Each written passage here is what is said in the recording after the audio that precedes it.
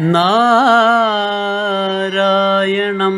നമസ്കൃത്യ നരം ചൈവ നരോത്തമം ദേവീം സരസ്വതീം വ്യാസം തതോ ജയമുദീരയേ. അർത്ഥശാസ്ത്രമിദം പുണ്യം ധർമ്മശാസ്ത്രമിദം പരം മോക്ഷശാസ്ത്രമിദം പ്രോക്തം വ്യാസേനാമിത ബുദ്ധിനാ.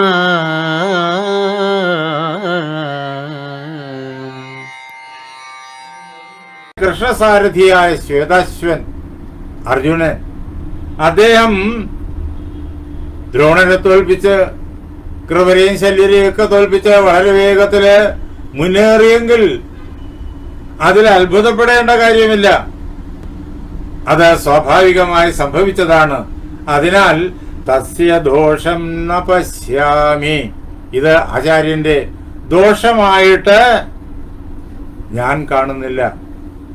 ആചാര്യൻ അങ്ങ് പറഞ്ഞ പ്രകാരത്തില് പാണ്ഡവന്മാർക്ക് സൗകര്യമൊരുക്കി കൊടുത്തത് അല്ല, അർജുനനോടുള്ള വാത്സല്യാധിക്യം കൊണ്ട് അർജുനനെ കടത്തിവിട്ടതുമല്ല. ഒരു കാര്യം മനസ്സിലാക്കിക്കൊള്ളുക, ഇത്രയും ദിവസത്തെ യുദ്ധം, ഈ 14 ദിവസത്തെ യുദ്ധം, ഇപ്പൊ ഇതാ 14 ദിവസം രാത്രിയായിരിക്കുന്നു, യുദ്ധം തകർത്ത് നടക്കുകയാണ്. ഈ യുദ്ധത്തിന്റെ പരിണത ഫലങ്ങൾ ഓരോ ദിവസവും നാം അറിഞ്ഞുകൊണ്ടിരിക്കുന്നു. അതെല്ലാം കൂടി വെച്ച് ചിന്തിക്കുമ്പോൾ എല്ലാവർക്കും വ്യക്തമല്ലേ, പാണ്ഡവന്മാരെ തോൽപ്പിക്കുക എളുപ്പമല്ല എന്ന്. അജയ്യാൻ പാണ്ഡവൻ മന്യേ ദ്രോണേനാസ്ത്രവിധാമൃതേ. അസ്ത്രവിദ്യയില് അങ്ങേയറ്റം സമർത്ഥനായിരിക്കുന്ന ദ്രോണൻ വിചാരിച്ചാൽ പോലും പാണ്ഡവന്മാരെ തോൽപ്പിക്കാനാവില്ല. പാണ്ഡവന്മാര് അജയ്യരാണ് എന്നറിഞ്ഞുകൊള്ളുക. അതുകൊണ്ടാണ് ആ ദ്രോണനെയും അത്ഭുതപ്പെടുത്തി തോൽപ്പിച്ചുകൊണ്ട് തകർത്തുകൊണ്ട് അർജുനൻ വളരെ വേഗത്തില് ഈ വ്യൂഹം ഭേദിച്ച് ലക്ഷ്യത്തിൽ എത്തിച്ചേർന്നത്. അല്ലയോ ദുര്യോധന, ഇനിയെങ്കിലും ചില കാര്യങ്ങൾ അങ്ങ്, യാഥാർത്ഥ്യങ്ങൾ അങ്ങ് മനസ്സിലാക്കണം. ഇത്രയും കാലം നമ്മൾ ഒരുമിച്ച് പ്രവർത്തിച്ചല്ലോ, അതിലെ ഓരോന്നിന്റെയും ഫലം അങ്ങയ്ക്ക് നന്നായി അറിയാമല്ലോ. ഞാൻ എന്തിനു ഓർമ്മിപ്പിക്കണം? ഇതിൽ നിന്നിട്ട് ഉരുത്തിരിഞ്ഞു വരുന്ന കാര്യം ഇതാണ്. എന്റെ അനുഭവത്തിലൂടെ ഞാൻ വ്യക്തമായി ധരിച്ച കാര്യം ഇതാണ്. ദൈവാദിഷ്ടേന്യഥാഭാവോ നമന്യേ വിദ്യത്തെ ക്വചിത്. അല്ലയോ ദുര്യോധന, നമുക്ക് പലതും ആഗ്രഹിക്കാം, പലതും നേടണമെന്നും പലതും ചെയ്യണമെന്നും ഒക്കെ ആഗ്രഹിക്കാം. പക്ഷേ ദൈവം നിശ്ചയിക്കും എന്ത് വേണം എന്ന്, എന്ത് നേടണം, എന്ത് നഷ്ടപ്പെടണം, ഇതൊക്കെ ദൈവം നിശ്ചയിക്കും. അതിനെ മാറ്റിമറിക്കാൻ ഈ ലോകത്തിൽ ആർക്കും സാധ്യമല്ല. ദൈവനിശ്ചയത്തെ പൗരുഷം കൊണ്ട് ആർക്കും ജയിക്കാനാവില്ല. നമുക്ക് നമ്മുടെ ശക്തിയെ വർദ്ധിപ്പിക്കാം, നമ്മുടെ പരിശീലനം കൊണ്ട് ശക്തിയെ വളരെയേറെ നമുക്ക് വിപുലമാക്കാം. അങ്ങനെ ഭൗതികമായ കാര്യങ്ങൾ, സാഹചര്യങ്ങളെല്ലാം ആരെയും അത്ഭുതപ്പെടുത്തുമാർ നമുക്ക് ഒരുക്കാം. ഈ ലോകം കണ്ട വലിയ വീരന്മാരിൽ അധികം പേര് നമ്മുടെ കൂടെ ആയിരുന്നല്ലോ. അതൊക്കെ നമുക്ക് ചെയ്യാനാകും. പക്ഷെ അതുകൊണ്ട് മാത്രം നാം ആഗ്രഹിക്കുന്നതായി വിജയം കൈവരും എന്ന് പ്രതീക്ഷിക്കണ്ട. എന്തുകൊണ്ടെന്നാൽ ഭഗവാൻ ഒന്ന് തീരുമാനിച്ചിട്ടുണ്ട്, അതേ നടക്കൂ. നമുക്ക് പ്രയത്നം ചെയ്യാനാകും, ഫലം അദ്ദേഹത്തിന്റെ കയ്യിലാണ്. അതിനെ മാറ്റിമറിക്കാനായിട്ട് ശേഷിയുള്ള ആരും തന്നെ ഈ പ്രപഞ്ചത്തിലില്ല. ആർക്കും അത് കഴിയുമെന്ന് ഞാൻ കരുതുന്നില്ല. യതോ നോ യുധ്യമാനാനാം പരം ശക്ത്യാ സുയോധന സൈന്ധവോ നിഹതോ യുദ്ധേ ദൈവമത്ര പരം സ്മൃതം.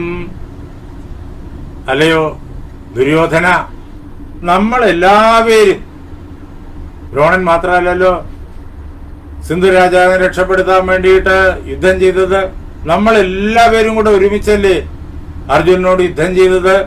അതാണ് നോ യുദ്ധമാനാനാം എടുത്തു പറയാണ്. അർജുനനോട് യുദ്ധം ചെയ്യുന്നവരായ നമ്മൾ എല്ലാവരും അർജുനനോട് തോറ്റുപോയി. നമ്മളുടെ ഓരോരുത്തരുടെയും മികവുകളെ കുറിച്ച് നമുക്ക് എല്ലാവർക്കും അറിയാമല്ലോ. പക്ഷെ ഇത്രയും മികവുള്ള ആളുകൾ ഇത്രയും പേര് ഒരുമിച്ച് ചേർന്നിട്ടും സ്വാഭാവികമായിട്ട് അർജുനനെ തോൽപ്പിക്കണം എന്ന് എല്ലാവരും കരുതും. പക്ഷേ ദൈവം വിചാരിച്ചത് അങ്ങനെയല്ലല്ലോ. ദൈവം അർജുനൻ ജയിക്കട്ടെ എന്ന് വിചാരിച്ചു. അതുകൊണ്ടാണ് നമ്മൾ ആത്മാർത്ഥതയോടുകൂടി പരിശ്രമിച്ചിട്ടും സതതം ചേഷ്ടമാനാനാം എപ്പോഴും നിരന്തരമായിട്ട് ഒരു നിമിഷം പോലും കളയാതെ നമ്മൾ പ്രയത്നിച്ചിട്ടും അർജുനൻ നമ്മെ എല്ലാം തോൽപ്പിച്ചിട്ട് മുന്നേറി അദ്ദേഹത്തിന്റെ ലക്ഷ്യം കണ്ടത് എന്ന് മനസ്സിലാക്കിക്കൊള്ളൂ. ഞങ്ങൾ എല്ലാവരും ദ്രോണൻ ഉൾപ്പെടെ ആരോടൊപ്പമാണ് സിന്ധുരാജാവിനെ രക്ഷിക്കാൻ ശ്രമിച്ചത്?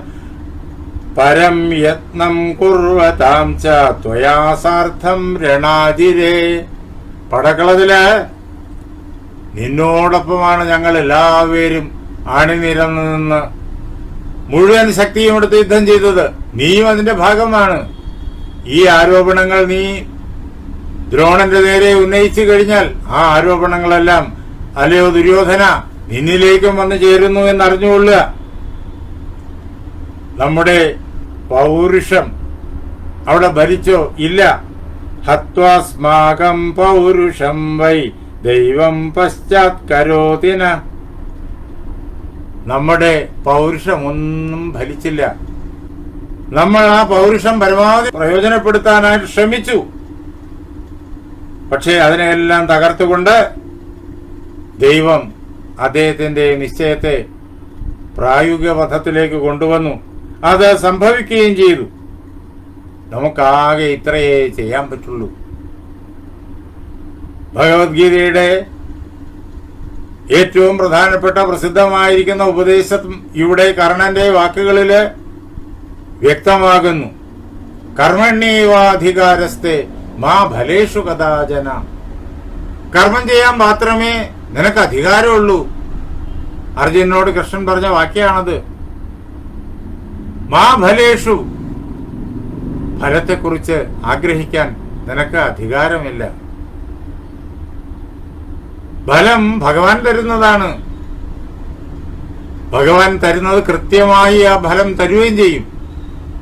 പക്ഷേ അതെന്തായിരിക്കണം, എങ്ങനെയായിരിക്കണം, എപ്പോഴായിരിക്കണം, ഇതൊക്കെ അദ്ദേഹത്തിന് കണക്കുകളുണ്ട്. അത് നമ്മൾ ആഗ്രഹിച്ചതുകൊണ്ട് നടക്കില്ല.